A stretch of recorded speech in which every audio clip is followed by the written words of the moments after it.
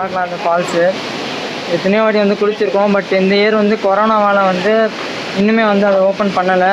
And அதே மாதிரி பார்த்திங்கன்னா வந்து இந்த இடத்துல வந்து ஃபுல்லாக கடைகளாக இருக்கும். குளிச்சுட்டு வந்தோன்னே இங்கே வந்து ஒரு சூடாக ஒரு டீ சாப்பிட்டு ஒரு மிளகா பஜ்ஜி சாப்பிட்டோன்னா வந்து வேறு லெவல் ஃபீலாக இருக்கும். பட்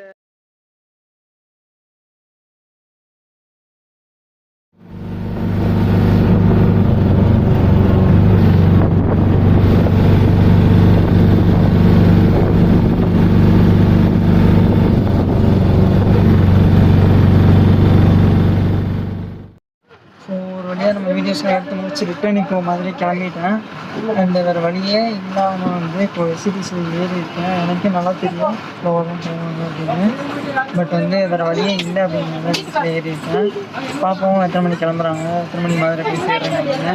ஆவரேஜாக ட்ராவலிங் டைம் வந்து 4 hours எவ்வளோ நேரம் போனாங்க. வந்து டைம் பார்த்திங்கன்னா 12:30. தென்காசி புது பஸ்ஸில் வந்து வெளியே எடுத்துட்டாங்க. எப்படி ஓட்டுறாங்கன்னு பார்ப்போம்.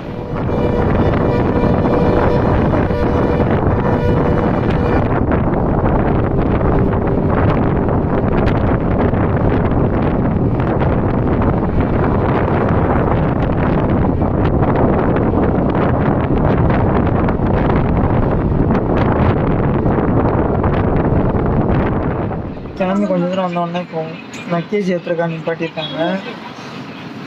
இதுக்கப்புறம் கிளம்புன ஒரு மதுரை பஸ் ஓவர்டேக் பண்ணிட்டு போயிடுச்சு. எதிர்பார்த்தது தான். ரொம்ப ஸ்ட்ரைட்டாக இருக்குது. ஒரு ட்ரெயினிங் எப்படி இருக்குன்னு பார்ப்போம்.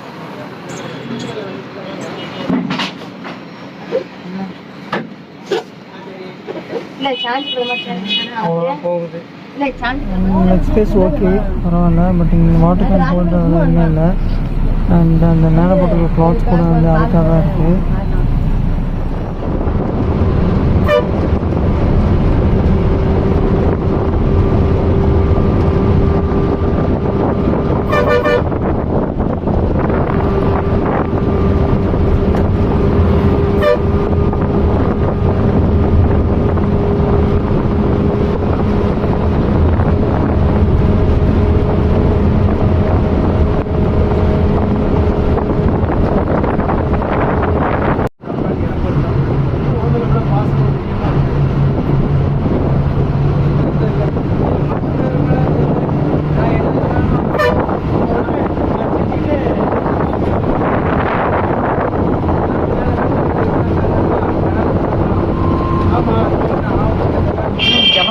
ரொம்ப ஸ்லோவாக வந்துட்டு இருக்க மாதிரி இருந்துச்சு.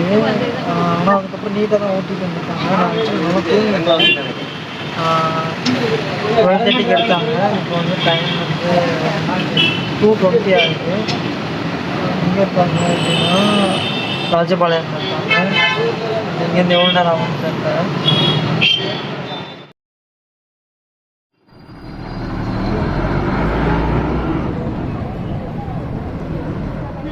மதுரைக்கு வந்துட்டேன். அண்டு கரெக்டாக பார்த்தீங்கன்னா வந்து 4:15 வந்து திருமணங்களில் வந்து ட்ராப் பண்ணாங்க. அண்டு 12:40 வந்து அங்கே தென்காசிலேருந்து கிளம்புனாங்க. பட் ஏறும்போது வந்து எனக்கு வந்து ஒரு டிஃப்ரெண்ட் ஒப்பீனியன் இருந்துச்சு. இவங்க எங்கடா ஸ்பீடாக போக போகிறாங்க, அந்த பழைய க்ரீன் பஸ் வேறு அப்படின்னு இருந்தது. பட் வந்து நிஜமாக சொன்னால் சூப்பராக ஓட்டிகிட்டு வந்தாங்க. சிங்கிள் லேன் தான் அந்த ரோடு.